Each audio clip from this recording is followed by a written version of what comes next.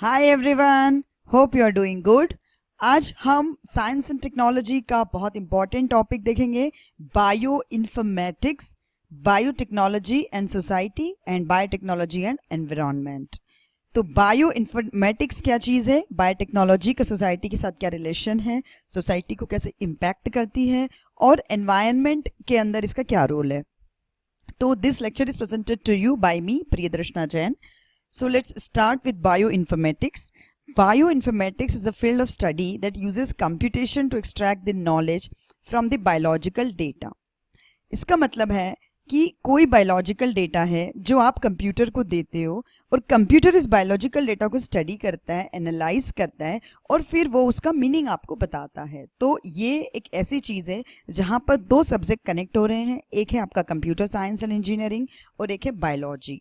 तो बायोलॉजी का important data computers द्वारा एनालाइज किया जाता है, उस चीज़ को हम बायो इन्फॉर्मेटिक्स कहते हैं। इसके अंदर डेटा को आपको कलेक्ट करना पड़ेगा, स्टोर, रिट्रीव, मैनिपुलेशन, मॉडलिंग, ये सारी चीज़ें, डेटा माइनिंग, ये सारी जो टेक्निक्स होती हैं डेटा से रिलेटेड, वो सब यहाँ पे इन्वॉल्व की जाती है।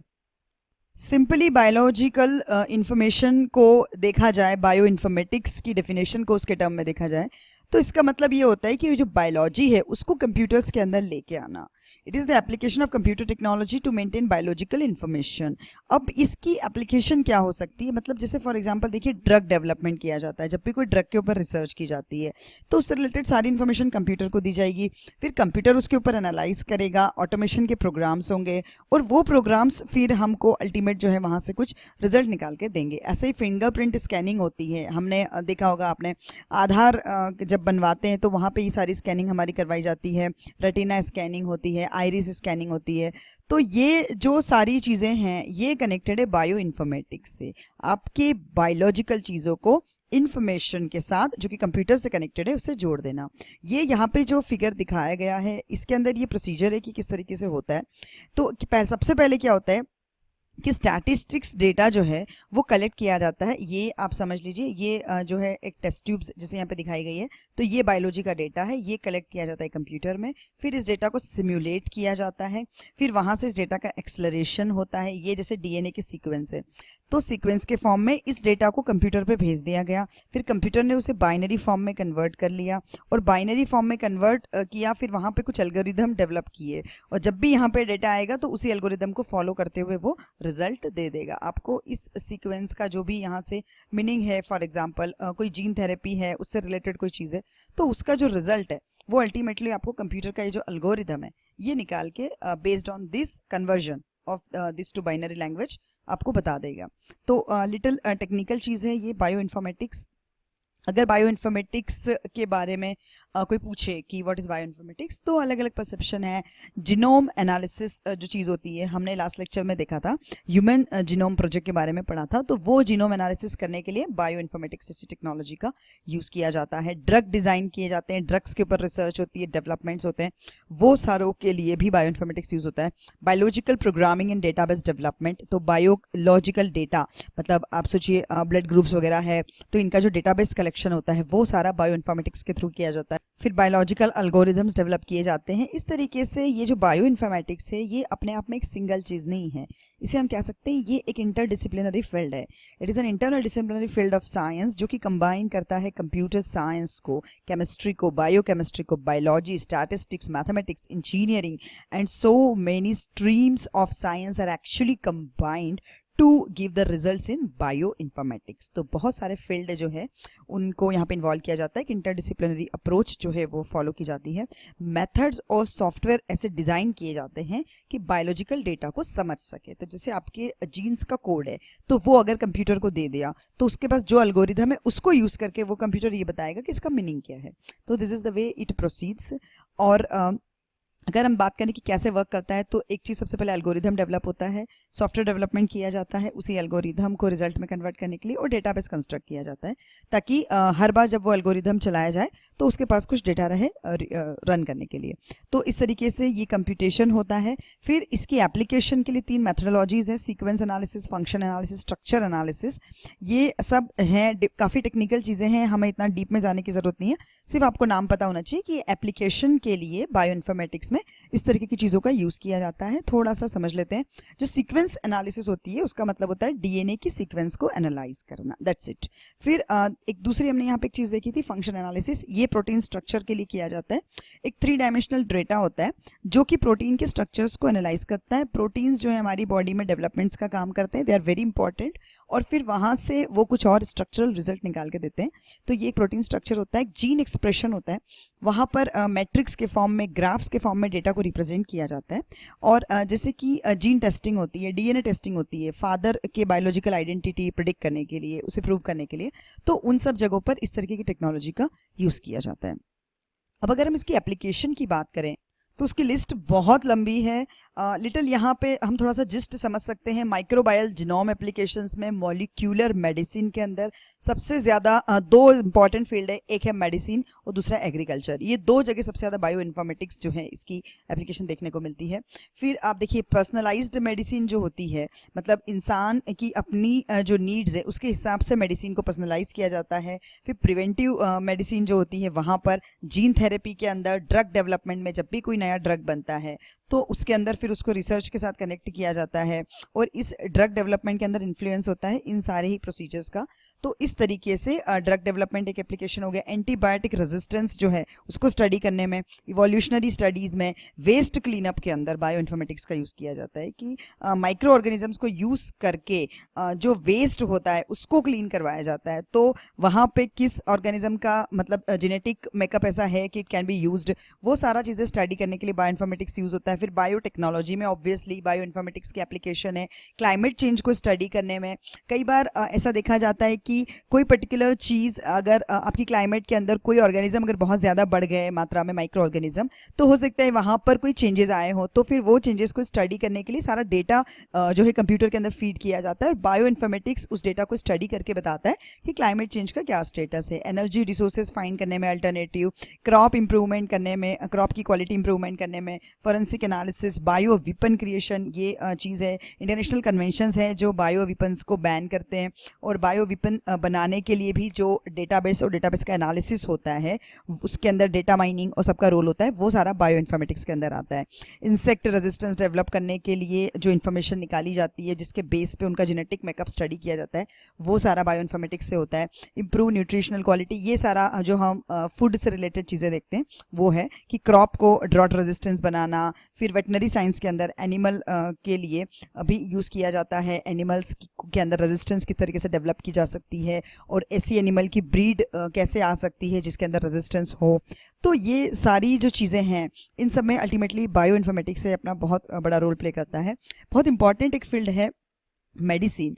मेडिसिन के अंदर जीन की सीक्वेंस और उनसे रिलेटेड डिसीज़ के बीच में रिलेशन स्टैब्लिश करना बायो इन्फॉर्मेटिक्स का काम है। और फिर वहाँ पे प्रोटीन स्ट्रक्चर को प्रेडिक्ट किया जाता है to aid the design of novel drugs and to tailor the treatment of individual patients based on their DNA sequences, जिसको हमने अभी कहा था पर्सनलाइज्ड मेडिसिन। फिर यहाँ पे एक प्रिसीजन मेडिसिन और प्रिवेंटिव मेडिसिन का नाम आता है। प्रिसीजन मेडिसिन का मतलब होता है ऐसी हेल्थ केयर टेक्निक जो पेशेंट के लिए कस्टमाइज होती है, जिसे हम पर्सनलाइज मेडिसिन कह रहे हैं, वही प्रिसीजन मेडिसिन है। देन फिर एक और चीज़ होती है, rather than treating or curing disease, the precision medicine focuses on developing measures to prevent the diseases। तो जो प्रिवेंटिव केयर होती है उसमें भी इसका रोल होता है। तो इन्फ्लुएंजा, कैंसर जैसी डिसीजेस के लिए भी there are studies going on जो कि आपके जेनेटिक अल्टरेशन को आइडेंटिफाई कर सके और ये बता सके कि फ्यूचर में वहाँ कहाँ जो है म्यूटेशन आने वाला है और उससे जो है कैंसर प्रिवेंट किया जा सकता है। तो they can know by study your body that there are the chances of cancer to happen. तो ये भी चीज़ जो है रिसर्च में चल रही है अभी।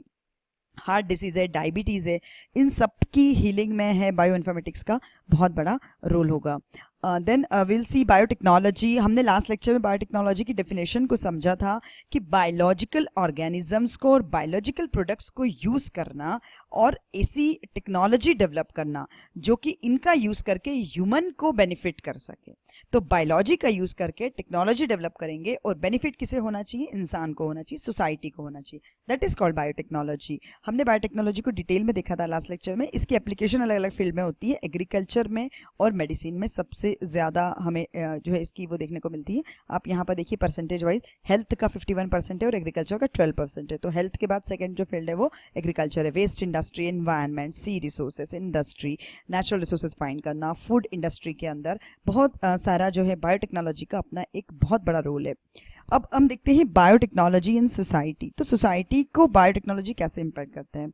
देखिए बायोटेक्नोलॉजी जो है कोई मॉडर्न साइंस नहीं है, it is not something which is new. मतलब 10,000 साल से भी ज़्यादा बायोटेक्नोलॉजी को हो चुके हैं and it is going on. जैसे हमने लास्ट लेक्चर में जब डेफिनेशन स्टडी करी थी तो हमने एनसीईआरटी का एक एग्जाम्पल वहाँ पे स्टडी किया था कि जैसे दही का बनना है, तो दही क्यों बनाया जाता है। दूध का हमने फॉर्म चेंज कर दिया, why, to benefit the human, क्योंकि उसके अंदर प्रोबायोटिक कैरेक्टरिस्टिक डेवलप हो जाती है जो कि ह्यूमन कंजम्पशन के लिए यूज़ की जाती है। तो ह्यूमन को डेवलप करने के लिए हम वहाँ भी बायोलॉजिकल ऑर्गेनिजम्स यूज़ कर रहे हैं। The lactobacillus is the name of the organism bacteria which is used to prepare the curd. तो आप मतलब ऐसा अगर हम माने तो दही का बनना भी एक बायोटेक्नोलॉजी है जो कि 10,000 साल से भी ज़्यादा पुरानी टेक्नोलॉजी है। तो इस तरीके से नेचर के अंदर हमारी सोसाइटी में ये जो है ये एक इंगल्फ चीज़ है जो अंदर हमारे अंदर डेवलप हो चुकी है और हम कई जगहों पर इसका यूज़ करते हैं। लेकिन हम मॉडर्न सेंस में माने तो इसका फंडामेंटल एम ये है कि ह्यूमन नीड्स और जो बढ़ती हुई डिमांड्स है उनको ये मीट करे और फिर क्वालिटी लाइफ जो है आपको प्रोवाइड करे। तो जैसे फूड वगैरह है वहाँ पे बायोटेक्नोलॉजी की बहुत एप्लीकेशन है एग्रीकल्चर के अंदर। तो क्यों हम इसके ऊपर इतना ज़्यादा एम्फेसाइज कर रहे हैं, क्योंकि हमारी फूड सिक्योरिटी खतरे में है। इतनी ज़्यादा पॉपुलेशन बढ़ चुकी है कि फूड अवेलेबल नहीं होता है, हमारे पास लैंड उतनी रहेगी, हम कभी लैंड को नहीं बढ़ा सकते, इसलिए हमें हमेशा अपनी ईल्ड ही बढ़ाने पर ध्यान देना पड़ेगा। तो फिर उस ईल्ड को कैसे बढ़ाया जाए कि फूड सिक्योरिटी इंश्योर की जाए, उसके लिए फिर हम बायोटेक्नोलॉजी की टेक्निक्स का यूज़ करते हैं। Now it demands a responsible evaluation of the possible consequences, क्योंकि सोशल इम्पैक्ट बहुत ज़्यादा होंगे। एग्रीकल्चर, मेडिसिन, हेल्थ, ये सारे ऐसे फील्ड हैं जो सोसाइटी को डायरेक्टली इम्पैक्ट करते हैं। तो वहाँ पे हमको कॉन्सिक्वेंसेस स्टडी करते हुए जो है डिसीजन लेने पड़ेंगे, क्योंकि लिविंग ऑर्गेनिजम्स की जेनेटिक हेरिटेज खतरे में आ जाती है। तो वो इम्पैक्ट होती है, उसको मॉडिफाई करते हैं बायोटेक्नोलॉजी के अंदर, जीन्स को मॉडिफाई किया जाता है। तो जब आप जीन्स जैसी सेंसिटिव चीज़ के साथ डील कर रहे हो तो you have to know the consequences and you have to evaluate them, analyze them, and based on that you have to take the decisions. तो बायोटेक्नोलॉजी की अगर हम बात करें तो क्वालिटी ऑफ लाइफ को कंडीशन करते हैं। हमने फील्ड देखे medicine, agriculture, animal husbandry, energy, environment, इस तरीके से। इसलिए हम ये समझते हैं कि बायोटेक्नोलॉजी को सोशली रिस्पॉन्सिबल होना चाहिए। It provides ample of employment opportunities to the research and the educators throughout the globe. Obviously बहुत सारी एम्प्लॉयमेंट अपॉर्चुनिटीज खड़ी होती है और कुछ एथिकल इश्यूज हैं जो सोसाइटी के अंदर रेस किए जाते हैं। तो किस किस टॉपिक को लेकर एथिकल इश्यूज रेस किए जाते हैं। जेनेटिकली मॉडिफाइड फूड है तो हमें ये पता नहीं है कि हम जिस जीन्स को मॉडिफाई कर रहे हैं फ्यूचर के अंदर ये जीन्स क्या रिजल्ट दे सकते हैं और ये ह्यूमन बीइंग के लिए किस तरीके से टॉक्सिक हो सकते हैं, बायोडाइवर्सिटी को इम्पैक्ट कर सकते हैं। हमने किसी प्लांट के जीन्स को बदला, यू नेवर नो उससे दूसरे प्लांट्स पे क्या इम्पैक्ट पड़ सकता है। तो इस तरीके से एथिकल इश्यूज वहाँ पे होते हैं। क्लोनिंग जैसे है, अभी तक क्लोनिंग सिर्फ एनिमल्स पे ही की गई है, ह्यूमन बींग्स पे क्लोनिंग जो है वो बैंड है इंटरनेशनली। लेकिन कल को अगर किसी साइंटिस्ट ने अपनी लैब में ह्यूमन बींग पे क्लोनिंग कर ली, उसका मिसयूज़ किया अंडरवर्ल्ड ने या किसी ने, तो it is something which is not actually acceptable. तो क्लोनिंग जैसी चीज़ को हमारी सोसाइटी एक्सेप्ट नहीं कर पाएगी और उसके बहुत सारे सोशो इकोनॉमिक इम्प्लीकेशंस होंगे। तो उसके अपने इफ़ेक्ट्स हैं, उनके लिए आपको प्रॉपर रेगुलेशंस बनाने पड़ते हैं। फिर स्टेम सेल्स की बात आती है, स्टेम सेल्स लिया जाता है एम्ब्रियो के अंदर से। तो एक एम्ब्रियो को छेड़ना और उसके एम्ब्रियो की डेथ हो जाएगी, तो एक जब प्री मैच्योर्ड एम्ब्रियो है उसके अंदर से आप स्टेम सेल निकालोगे तो ये एक बहुत बड़ा एथिकल और सोशो रिलीजियस इशू खड़ा करेगा सोसाइटी के अंदर, because none of the religion allows this kind of things. तो ये एक और इशू है सोसाइटी में जो बायोटेक्नोलॉजी से रिलेटेड खड़ा होता है। फिर जेनेटिक टेस्टिंग होती है, फादर की जो है ब्लड लाइन को टेस्ट करने के लिए डीएनए की टेस्टिंग करवाई जाती है, तो उसका अपना ऑब्वियसली सोशल इम्प्लीकेशंस है एंड डिस्क्रिमिनेशन के पोटेंशियल्स वहाँ पे खड़े होते हैं। फियर्स ऑफ डिज़ाइनर बेबीज़, जो अभी डिज़ाइनर बेबी का फिक्शन एक तरीके से क्रिएट किया हुआ है, तो वो भी कुछ सोशल इश्यूज़ हैं वो खड़े करेगा। पर्सनल जीनोमिक्स, बायो सिक्योरिटी, ये सारी जो चीज़ें हैं ये सब सोसाइटी में कहीं ना कहीं सवाल खड़े करती हैं। तो थोड़ा सा हम इसको समझते हैं। कि बायोटेक्नोलॉजी जो है वो उसके बेनिफिट्स किस तरीके से हैं और उनमें कैसे कैसे जो रेगुलेशंस हैं उनका इस्तेमाल किया जाता है। तो postponing the rotting process from fruits and veggies, postponing the rotting process का मतलब है उसके शेल्फ लाइफ को बढ़ा देना। तो ये एक बहुत बड़ा एडवांटेज है कि फ्रूट की शेल्फ लाइफ बढ़ा दी जाती है, उसे एक अच्छा फ्लेवर दिया जाता है, कलर, टेक्सचर, ये सब चीज़ें डिमांड बेस्ड इकोनॉमी के अंदर जो है बहुत ज़्यादा बेनिफिट क्रिएट करके देती है। With the help of genetic modification it is actually achievable to make meals with higher amount of minerals. तो जो मिनरल वैल्यू है, जैसे गोल्ड राइस है, गोल्डन राइस बनाया गया था, वो एक जेनेटिकली मॉडिफाइड फूड है, उसके अंदर विटामिन ए की बहुत ज़्यादा मात्रा दी गई थी। तो विटामिन ए जो है वहाँ पर जो है हमको अच्छी मात्रा में मिल रहा था उस राइस से। तो इस तरीके से higher amount of minerals meals के अंदर ऐड किए जा सकते हैं using the biotechnology. It has actually change the plants to possess their own bug insusceptible traits. Plants के अंदर इस तरीके के जीन्स को इंट्रोड्यूस कर दिया जाता है कि जो बग्स होते हैं उनके लिए जो पेस्टिसाइड और इंसेक्टिसाइड यूज़ किए जाएंगे उनकी मात्रा कम हो जाएगी, क्योंकि खुद जो प्लांट है उससे रेजिस्टेंस और उसके अंदर ऐसे ट्रेड डेवलप किए जा रहे हैं, जीन्स डेवलप किए जा रहे हैं उसके अंदर, जो कि उन बग्स के खिलाफ, उन पेस्ट के खिलाफ रेजिस्टेंस जो है वो डेवलप कर सके, उनसे लड़ सके। तो इस तरीके से जो है इसके बेनिफिट्स हैं। We have been able to make better sampling fruits as well as veggies, pest resistant, drought resistant varieties, plants की जो है ये सब चीज़ें बनना पॉसिबल हुई है because of the biotechnology. An amount of individual and also animal illness have actually located the cure and also protection. तो एनिमल्स के लिए भी बहुत ज़्यादा इसकी एप्लीकेशन है बायोटेक्नोलॉजी की। There vaccination which assist in protecting against as well as reducing the impact from elements. तो इस तरीके से हेल्थ सेक्टर के अंदर प्लांट्स के लिए, एनिमल्स के लिए, सबके लिए इक्वली बायोटेक्नोलॉजी की एप्लीकेशंस यूज़ की जाती है। अब जब बायोटेक्नोलॉजी इतना एक्सटेंसिवली यूज़ हो रहा है तो वहाँ पे एक तो एनवायरनमेंट रिलेटेड इशू जो है ऑब्वियसली खड़े होते हैं, और दूसरी चीज़ है एक एथिकल और सोशल कंसर्न्स। तो ये चीज़ों को जो है ये चैलेंजिंग चीज़ है और इनको फिर जो है टेक्नोलॉजी को इन्हें फाइट करना पड़ता है।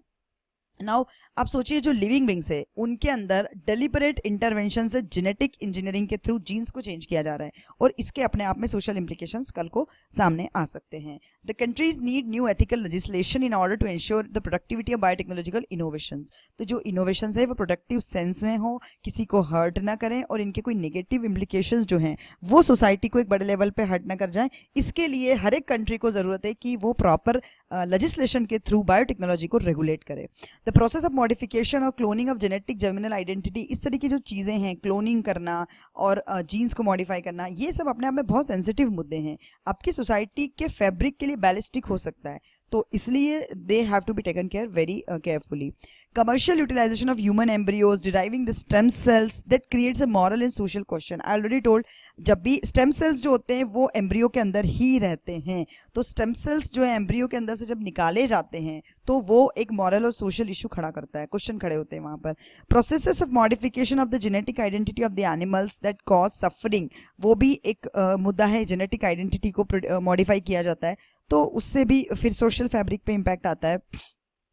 और कुछ ऐसी प्रैक्टिस इंक्लूडेड है बायोटेक्नोलॉजी के अंदर, जैसे कि ऑर्गन ट्रांसप्लांट है। तो ऑर्गन ट्रांसप्लांट को भी फिर एथिकल और मॉरल एंगल से नापा तोला जाता है। ह्यूमन एम्ब्रियोज को मैनिपुलेट करना, इसके भी अपने जो है सोशल और एथिकल इम्प्लीकेशंस होंगे। यूजिंग एनिमल्स इन रिसर्च, ये एनिमल राइट्स को लेकर, एथिकल ट्रीटमेंट को लेकर जो है क्वेश्चन खड़े करता है। तो इस तरीके से बायोटेक्नोलॉजी के फील्ड में कदम कदम पर जो है सोशल और एथिकल इश्यूज खड़े होंगे हैं। Creation of designer babies using in vitro technology is yet a fiction but may lead to social chaos and increase of stereotypes. तो इस तरीके के स्टीरियोटाइप्स वहाँ पर बढ़ेंगे, क्योंकि आज भी हमारी सोसाइटी में ऐसी मेंटालिटी है कि जो चाइल्ड है it has to be cute, it has to have this kind of eyes and it should be fair. तो ये जो चीज़ें हैं, चाइल्ड के साथ हम ये सब चीज़ें कनेक्ट कर रहे हैं, तो ये सब चीज़ें और बढ़ेंगी। इस तरीके के स्टेरियोटाइप्स जो है वो जनरेट और ज़्यादा होंगे, क्योंकि अगर लोगों को इस चीज़ का अधिकार मिल जाएगा कि they can create the designer babies through in vitro technologies. तो साइंटिफिकल जो टेक्नोलॉजिकल प्रोग्रेस है enable man to intervene on natural selection and genetic characteristics. तो ये जो नेचुरल सिलेक्शन होता है, चार्ल्स डार्विन का जो इवोल्यूशन का कॉन्सेप्ट है, अगर हम उसको अफेक्ट करने लग जाएंगे तो नेचुरल सी बात है, एनवायरनमेंट को, उस सोसाइटी को हम हर्ट कर सकते हैं। Biotechnology technologies are developed in response to society's needs and demand on the particular time. Technology जो है वो पर्टिकुलर टाइम के हिसाब से डिजाइन की जाती है। नेचुरल सी बात है, जब नई नई इंट्रोड्यूस होती है तो सभी लोग उसको क्रिटिसाइज करते हैं। टाइम के साथ धीरे धीरे सोसाइटी उसे एक्सेप्ट कर ही लेती है। तो जैसे फॉर एग्जाम्पल किसी ने ऐसा सोचा नहीं होगा जब टेस्ट ट्यूब बेबी बने होंगे कि it is possible. When it was started obviously people started criticising, but जब इससे फ़ायदा हुआ, इनफर्टिलिटी को ट्रीट करने में हमें सुविधा मिली, और इनफर्टाइल पेरेंट्स को जो पेरेंट्स बनना चाहते हैं, इनफर्टाइल कपल हैं, उनको जब उससे बेनिफिट मिला तो naturally people started having acceptability for that. तो इस तरीके से आप सोचिए, थॉमस अल्वा एडिसन ने जब इलेक्ट्रिसिटी बनाई तो लोग इलेक्ट्रिसिटी से डर गए थे। People were not ready to accept electricity. बहुत से लोग इलेक्ट्रिसिटी को जो है वो एक अलग तरीके से ट्रीट करते थे। उन्हें लगता था हमें कैंसर हो जाएगा, इसकी रेज हमारी बॉडी को इफेक्ट कर देगी। लेकिन धीरे धीरे सोसाइटी में उसे एक्सेप्ट कर लिया गया। आज ऐसा कोई कॉर्नर नहीं होगा दुनिया का जहाँ इलेक्ट्रिसिटी नहीं चलती होगी। तो इसी तरीके से बायोटेक्नोलॉजी भी आज नहीं है तो 50 साल बाद जिन चीज़ों के लिए हम आज एथिकल कंसर्न्स खड़े कर रहे हैं, शायद 50 साल बाद की सोसाइटी के लिए वो एथिकली रॉन्ग ना रहें। तो इस तरीके से ये जो है इसका पूरा खेल टाइम के साथ चलता है। देन देखिए, रिस्क एसोसिएटेड होती है बायोटेक्नोलॉजी के साथ। जैसे फॉर एग्जांपल हम देखिए, जेनेटिकली मॉडिफाइड फूड जो होता है उसमें एलर्जी की रिस्क होती है, टॉक्सिसिटी डेवलप हो सकती है, न्यूट्रिएंट इम्बैलेंसेस आ सकते हैं, फूड डाइवर्सिटी डिक्रीज हो सकती है। ये सारी रिस्क जो है ये फ्यूचर से रिलेटेड है, फ्यूचर अजम्पशन है। अभी जिन जिन कंट्रीज़ में GMOs का यूज़ हो रहा है, जेनेटिकली मॉडिफाइड फूड का, US में, यूरोप में, वहाँ पर ऐसा कुछ हुआ नहीं है कि जिससे ये स्टैब्लिश किया जा सके या ये हो रहा है। तो ये सब फ्यूचर अजम्पशन है, रिस्क है, एसोसिएटेड है। बट वही बात है कि हर एक एज अपने साथ टेक्नोलॉजी को, नई टेक्नोलॉजी लेके आता है और उसके साथ कुछ नए रिस्क भी आते हैं। The society accept it. Now ये जो चेंजेस हैं जो हो सकते हैं, तो ये क्या क्या इफेक्ट कर सकते हैं? न्यूट्रिएंट्स की इंटरेक्शन को चेंज कर सकते हैं जो GMO के अंदर होते हैं। Interaction between nutrient and genes, क्योंकि हम किसी भी फूड के न्यूट्रिएंट को चेंज कर रहे हैं, जीन्स को चेंज कर रहे हैं, तो उनके इंटरेक्शन के बीच में मॉडिफिकेशन आएंगे और इससे अल्टीमेटली जो है metabolism, nutrients, bioavailability, biodiversity, इन सब चीज़ों पर जो है इम्पैक्ट क्रिएट हो सकता है। तो अगर हम एनवायरनमेंट की अब बात करें तो let's talk about environmental biotechnology. Environmental biotechnology जो है ये बायोटेक्नोलॉजी की एक ब्रांच है which addresses environment problems like pollution. जैसे कि पोल्यूशन एक एनवायरनमेंट की बहुत बड़ी प्रॉब्लम है, तो उसको एड्रेस करता है, जिसमें यूज़ की जाती है बायोलॉजिकल प्रोसेसेस। मतलब बायोलॉजिकल ऑर्गेनिजम्स और उनसे रिलेटेड प्रोसेसेस को यूज़ करके, बायोलॉजिकल प्लांट्स भी यूज़ हो सकते हैं, उनको यूज़ करके एनवायरनमेंट की समस्याओं का हल निकाला जाता है एनवायरमेंटल बायोटेक्नोलॉजी में। एक society, international society for environmental biotechnology, उन्होंने इसको ऐसे डिफाइन किया है: the development, use and regulation of biological system for remediation of contaminated environments and for environment friendly processes which are sustainable and that leads to green manufacturing technologies। तो इस तरीके से उन्होंने बायोटेक्नोलॉजी को डिफाइन किया हुआ है। और एक और इसकी डेफिनेशन है कि the optimal use of nature in the form of plants, animal, इन सब के फॉर्म में फंगी, बैक्टीरिया, एल्गा, ये सारी चीज़ें, मतलब प्लांट्स और एनिमल्स और माइक्रो ऑर्गेनिज्म, इन सब का यूज़ करना है to produce renewable energy, food and nutrients in a synergistic integrated cycle of profit making processes where the waste of each process become the feedback for another process। तो ये एक थोड़ी complicated definition है। Definition ये कहती है कि किसी भी बायोलॉजिकल ऑर्गेनिज्म का यूज़ करना ऐसी प्रोसेसेस जनरेट करने के लिए जो कि प्रॉफिट मेकिंग होती है और कहीं पर वेस्ट जनरेट नहीं होता है। एक प्रोसेस का वेस्ट दूसरी प्रोसेस के लिए फीड स्टॉक का काम करता है। तो इतना इफिशिएंटली और इफेक्टिवली एनवायरनमेंट को इंप्रूव करने की कोशिश करना using the biology and biotechnology, it is called environmental biotechnology. अब देखिए, जो बायोटेक्नोलॉजी है वो एनवायरनमेंट को किस तरीके से हेल्प करती है। तो सबसे पहला तो कंट्रोलिंग द एनवायरमेंटल पोल्यूशन। तो एनवायरनमेंट को पोल्यूशन जो है उसको कंट्रोल करने के लिए कौन कौन से मेथोलॉजी यूज़ किए जाते हैं? Biodegradation, biotransformation, bioaccumulation of toxic compounds. अभी हम इनकी डेफिनेशंस देखेंगे बायो डिग्रेडेशन, बायो एक्यूमुलेशन की। Then production of non conventional, non polluting energy resources like biodiesel, methanol. जो कन्वेंशनल रिसोर्सेज होते हैं वो ऐसे होते हैं पेट्रोल, डीजल, लेकिन उनसे जो है हट के कुछ बायोडीजल वगैरह वो किए जाते हैं, डेवलप किए जाते हैं। और ये जो बायोडीजल्स होते हैं ये एनवायरनमेंट में पोल्यूशन को रिड्यूस करते हैं, इफिशिएंट होते हैं। तो ये सारे जो काम हैं ये एनवायरमेंटल बायोटेक्नोलॉजी के अंदर किए जाते हैं।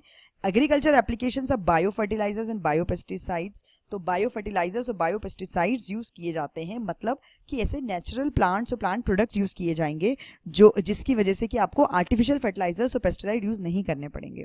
तो ये कोई फंगा हो सकते हैं, एल्गा हो सकते हैं, कोई भी अलग अलग तरीके के माइक्रो ऑर्गेनिजम्स हो सकते हैं। Recovery of resources from toxic और non toxic waste through biotechnological approach. तो रिसोर्सेज को रिकवर करना, वेस्ट के अंदर से जो मेटल्स वगैरह निकाले जाते हैं, प्रीशियस मेटल्स, उन सब में बायोटेक्नोलॉजी को यूज़ किया जाता है, वो भी एनवायरमेंटल बायोटेक्नोलॉजी का पार्ट है। Then pollution monitoring by using biosensor, तो पोल्यूशन को मॉनिटर करने के लिए सेंसर लगाए जाते हैं, वो बायोसेंसर कहलाते हैं, अभी हम इनके बारे में भी देखेंगे। इस तरीके से ये सारी चीज़ें यूज़ करके एनवायरनमेंट को जो है वो फ़ायदा किया जाता है, एनवायरनमेंट को जो है वो क्लीन किया जाता है। सबसे पहली जो प्रोसेस है उसका नाम है बायोडिग्रेडेशन। बायोडिग्रेडेशन का मतलब होता है biologically catalysed modification of an organic chemical structure. कहीं पर भी केमिकल स्ट्रक्चर को चेंज करना, और यूज किसे करेंगे, माइक्रो ऑर्गेनिज्म को यूज करेंगे, उसे हम बायोडिग्रेडेशन कहते हैं। जनरली जहां पर नॉर्मल केमिकल और फिजिकल प्रोसेसेस फेल हो जाती है वहां पर बायोडिग्रेडेशन जैसी प्रोसेस का यूज किया जाता है। इसे हम कहते हैं सेकेंडरी ट्रीटमेंट। प्राइमरी ट्रीटमेंट मतलब जो पहली मेथड बायोडिग्रेडेशन की होती है उसे हम प्राइमरी ट्रीटमेंट कहते हैं। देखिए, मिनरलाइजेशन एक प्रोसेस होती है, इसके अंदर ऑर्गेनिक सब्सटेंस जो है वो इनऑर्गेनिक कंस्टिट्यूएंट में कन्वर्ट होते हैं, और कई बार इनऑर्गेनिक जो है वो ऑर्गेनिक सब्सटेंस में कन्वर्ट होते हैं। तो ये जो है सॉइल साइंस के अंदर मिनरलाइजेशन की एप्लीकेशन है, और इसको सॉइल के अंदर सॉल्यूबल कंपाउंड्स छोड़ने के लिए यूज़ किया जाता है। देन इन सिटू बायोडिग्रेडेशन का मतलब होता है कि बायोडिग्रेडेशन उसी जगह पर होगा जहाँ पे वो एनवायरमेंटल प्रॉब्लम हो रही है, लैब में नहीं होगा। इट इज ग्राउंड वाटर के लिए किया जाता है, that speeds the natural biodegradation process that takes place in the water soaked underground region that lies below the water table. तो ग्राउंड वाटर अगर पोल्यूट होता है तो उसके लिए वहां पर इन सिटू बायोडिग्रेडेशन का यूज करके उसके पोल्यूशन लेवल को रिड्यूस किया जाता है। नेक्स्ट हमने दो टर्म देखी थी, बायो एक्यूमुलेशन एक चीज़ होती है।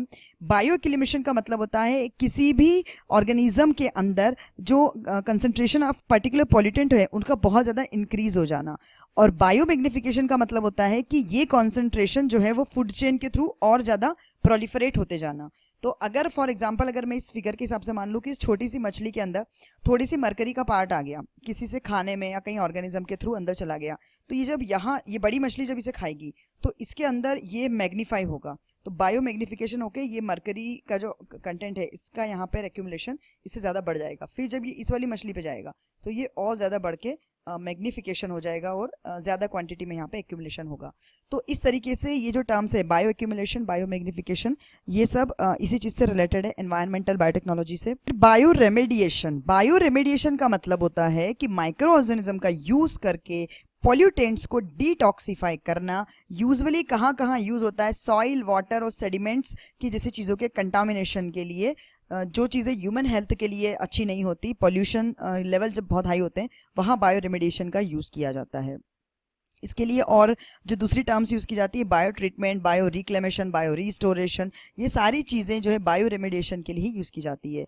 It is not a new practice, सदियों से माइक्रो ऑर्गेनिज्म का यूज़ किया ही जा रहा है एनवायरनमेंट की टॉक्सिसिटी को कम करने के लिए। इसका जैसे एग्जांपल है, सीवेज ट्रीटमेंट प्लांट के अंदर माइक्रो ऑर्गेनिज्म यूज़ किए जाते हैं to remove the common pollutants from waste water before it is discharge into the river to the सी।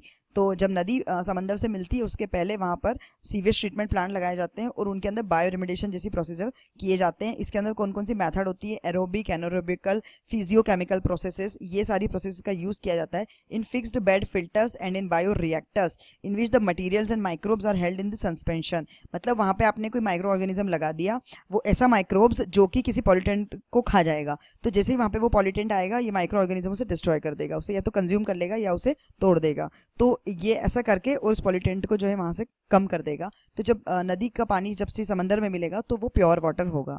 इस तरीके से बायो रेमेडिएशन की जो है एप्लीकेशन होती है वाटर पॉल्यूटेंट्स जो होते हैं उन्हें रिमूव करने में, और यही सारी चीज़ें सॉइल और एयर के पोल्यूशन में भी इस तरीके से यूज़ की जाती है। बायो माइनिंग में माइक्रो ऑर्गेनिजम्स का यूज़ करके वैल्यूएबल मेटल्स एक्सट्रैक्ट किए जाते हैं ओर्स के अंदर से और माइंस के अंदर से। ये भी बहुत इंपॉर्टेंट प्रोसीजर है, effective and green technology to mine the metals. तो ये सारी जो भी टेक्नोलॉजी हम अभी जिनकी बात कर रहे हैं ये सभी ग्रीन टेक्नोलॉजीज़ हैं, क्योंकि इनसे एनवायरनमेंट को एज सच कोई हार्म नहीं होता है, एनवायरनमेंट को प्रोटेक्ट किया जाता है और पोल्यूशंस जो है वो कंट्रोल में रहते हैं। Nowadays, the production of copper from the low-grade ores is the most important industrial application. Production of copper के अंदर इसका यूज़ किया जाता है। बायो लीचिंग एक और प्रोसीजर होती है इसी से रिलेटेड, वो होती है conversion of an insoluble valuable metal into soluble forms by means of microorganism. तो वैल्यूएबल जो मेटल्स होती हैं उनको सोल्यूबल फॉर्म में कन्वर्ट किया जाता है और फिर वहाँ से उनका सेपरेशन जो है वो आसान हो जाता है। तो इस तरीके से मेटलर्जी के अंदर जो है बायोटेक्नोलॉजिकल प्रोसेसेस की एप्लीकेशन होती है। अभी एनवायरमेंटल जो पोल्यूशन है उसको डिटेक्ट करने में बायोटेक्नोलॉजी यूज़ की जाती है. A wide range of the methods are in the use to detect the pollution and for the continuous monitoring of the pollutants. Otherwise क्या होगा कि जो सॉइल सैंपल है उनको लेबोरेटरी वगैरह में सेंड करके स्टडी करना, एनालाइज करना जो है थोड़ा डिफिकल्ट हो जाता है. रादर देन कि उनके जो कंटामिनेशन के मेजर है उनको हम साइट पर ही स्टडी कर लें. तो उसमें फिर क्या है, बायोसेंसर्स करके एक चीज होती है, उसका यूज किया जाता है. It is an analytical device that converts a biological response into a physical, chemical and electrical signal. तो जैसे ही एनवायरनमेंट में कुछ चेंज होगा वो वहां पर एक सिग्नल के फॉर्म में दिखाई देगा और हमें पता चल जाएगा कि कुछ चेंज हुआ है. तो इस तरीके से ये डिटेक्शन और मॉनिटरिंग का टूल है. इसको बनाने में कुल बायोलॉजिकली डिराइव्ड सेंसिंग एलिमेंट्स का यूज़ किया जाता है, एंजाइम्स का यूज़ किया जाता है, एंटीबॉडीज़ का यूज़ किया जाता है. It is then possible to make quantitative measurements of the pollutants with extreme precision और टू वेरी हाई सेंसिटिविटीज़. तो ये अपने आप में एक बहुत इफेक्टिव टेक्नोलॉजी है. ऑयल स्पिल्स जो होते हैं ओशंस के अंदर उनको रिमूव करने में माइक्रोब्स यूज़ किए जाते हैं. इस प्रोसेस को कहते हैं ऑयल जैपिंग. तो ये जो ऑयल जैपिंग होती है इसके अंदर एक माइक्रोब यूज़ किया जाता है, उसका नाम ऑयल जैपर होता है. यूपीएससी 2011 में ये क्वेश्चन पूछा गया था कि बायो रेमेडिएशन ऑयल स्पिल्स के अंदर जो होता है वो किस माइक्रोब्स का यूज़ करके किया जाता है. उसका नाम ऑयल जैपर था. तो इस तरीके से बैक्टीरियाज का यूज करके वो बैक्टीरिया ऑयल के ऊपर सर्वाइव करते हैं, ऑयल को कंज्यूम कर जाते हैं. तो फिर वहां पे आप ऑयल के स्पिल को रोक सकते हो ओशंस के अंदर. तो ये भी एक इसकी एप्लीकेशन है. फिर microbes isolated from the pesticide rich soils would be capable of utilizing the pesticides and energy source and hence when mixed along with the biofertilizer would serve as excellent insurance against the increased pesticide toxicity levels in the agriculture platform. Pesticide rich soil के अंदर से microbes को separate किया जाता है और उनको भी यूज किया जाता है. ऐसे बायो पेस्टिसाइड में और बायो फर्टिलाइजर्स के अंदर इनकी एप्लीकेशन होती है. बायो फर्टिलाइजर्स जो होते हैं वो भी इफेक्टिवली यूज किए जाते हैं एग्रीकल्चर में. तो बैक्टीरिया, एल्गा, फंगी ये सब बायो फर्टिलाइजर का रोल प्ले करते हैं. कुछ 7 ऐसे बायो फर्टिलाइजर्स हैं जिन्हें माइक्रोबायल फर्टिलाइजर कहा जाता है. ये है rhizobia, azotobacter, azospirillum, blue green alga, azolla, phosphate solubilizing microorganism and mycorrhiza. तो इस तरीके से हमने जो हमने देखा बायो टेक्नोलॉजी, इसकी एनवायरनमेंट और सोसाइटी से क्या रिलेशन है और बायो इन्फॉर्मेटिक्स क्या चीज़ होती है. Thank you very much for watching this lecture. Please keep on watching and commenting my lectures. Thank you very much.